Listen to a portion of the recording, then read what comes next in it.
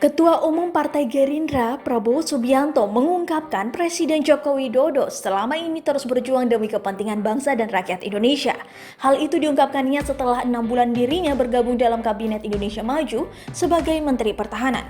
Selama saya menjadi bagian dari kabinet, saya bersaksi bahwa beliau terus berjuang demi kepentingan bangsa, negara, dan rakyat Indonesia, ujar Prabowo pada Rabu 22 April 2020, dikutip dari Kompas.com. Prabowo melihat selama ini dalam mengambil keputusan, Jokowi selalu mementingkan keselamatan masyarakat miskin dan yang paling lemah. Prabowo juga menilai Jokowi berkomitmen untuk membersihkan pemerintahan dari praktik korupsi.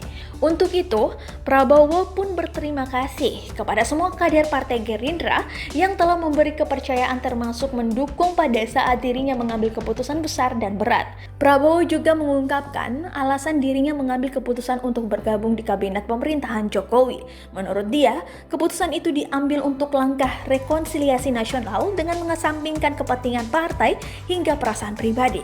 Demi satu hal utama, yaitu kerukunan nasional, persatuan nasional, dan rekonsiliasi nasional, terang Menteri Pertahanan tersebut.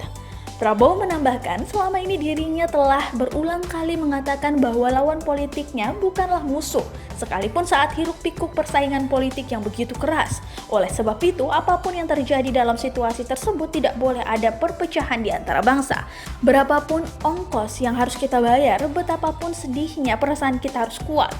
Kesampingkan demi kepentingan besar, untuk itu kita sekarang bekerja sama dengan Presiden Jokowi, katanya.